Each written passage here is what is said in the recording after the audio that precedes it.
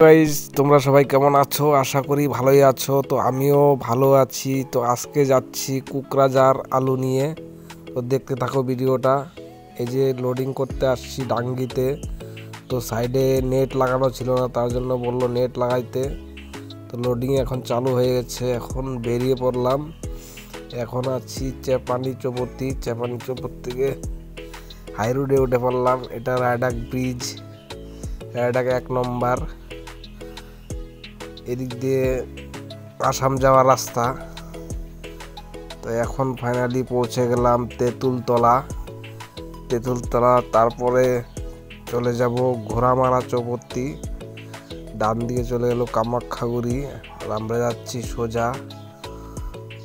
তো এখন টোল গেটে ফাস্ট্যাগের ব্যালেন্স আছে কিনা বলতে পারলাম না, তার জন্য একটু স্লো করলাম, একটু ফাস্ট্যাগ ভরে নিলাম। ভরে এখন আবার বেরিয়ে পড়লাম। এটা 12বিশা বাজার, এটা 12বিশা নিউ টাউন। 12বিশার থেকে ডান দিকে চলে গেল রামপুর জরাই, আর বাঁ দিকে চলে গেল শঙ্কুশ, কুলকুলি, কুমারগ্রাম।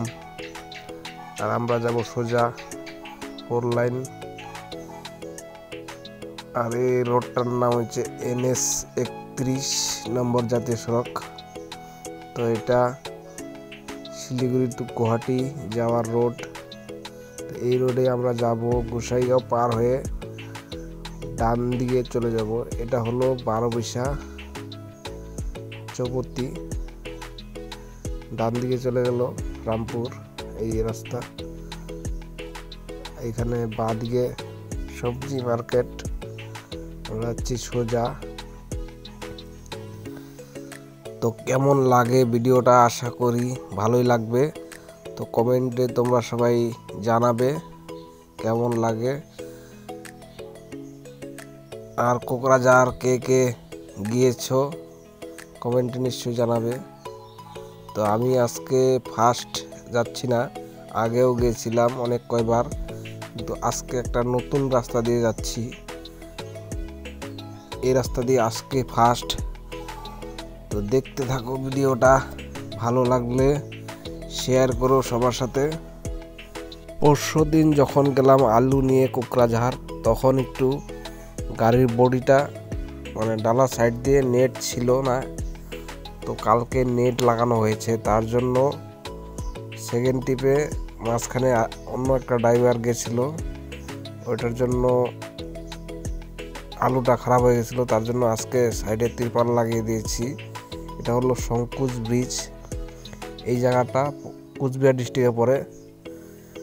তো বেশি না, 1-1.5 কিলোমিটার কুচবিহার ডিস্ট্রিক্ট। তারপরে আবার এদিকে চলে গেল আসামে কোকরাঝার ডিস্ট্রিক্ট, আর এদিকে হলো আলিপুর ডিস্ট্রিক্ট।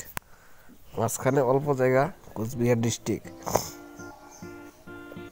শঙ্কুশ ব্রিজ পার হয়ে গেলাম। এখন আসবে পাকড়িগুড়ি, আসাম বেঙ্গলের বর্ডার। তো এখানে অনেক কিছু জিনিস পাওয়া যায়।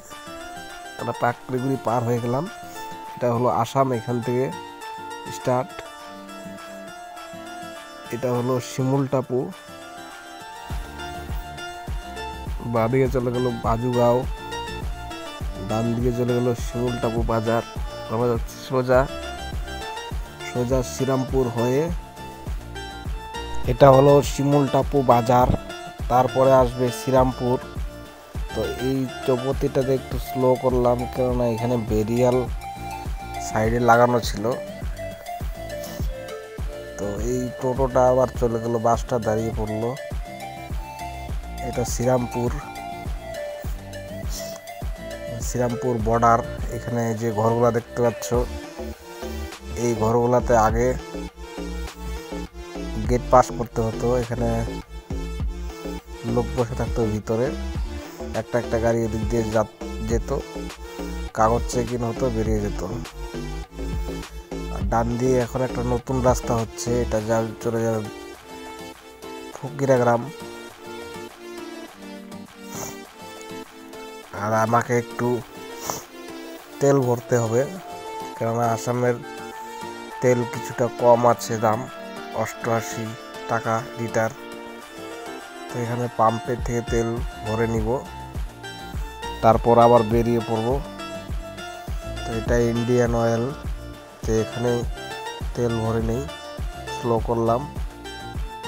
তেল ভরা হয়ে গেল কমপ্লিট, 1000 টাকার তেল ভরলাম। তারপরে এটা টোল গেট গোসাইগাঁও, নতুন, এখনও চালু হয় নাই, চালু হলে এখানে টাকা দিতে হবে। এটা গোসাইগাঁও যে বাস স্ট্যান্ড দেখতে পাচ্ছ, ভিতরে একটু ডান দিকে,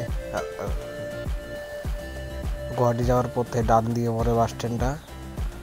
আমরা গোসাইগাঁও পার হয়ে কিছু দূরে ভিতরে চলে যাব, কেননা ভিতর দিয়ে চলে যাব। সামনে কচুগাঁও সরপাইগুড়িতে MBI চেক ইন থাকে, তার জন্য ভিতর দিয়ে চলে যাব।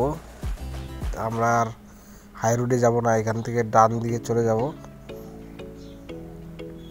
তো সামনে বসেছিল পুলিশ, এখানে একটা ঘর বানানো ছিল, ঘরের মধ্যে ডান দিকে আমরা ঢুকে পড়লাম। এটা শাল বাগান, বাগানের পাতাগুলো শুকিয়ে গেছে, বাগানটা খুব সুন্দর লাগছে, আর ওয়েদারটাও কালকের ভালো ছিল।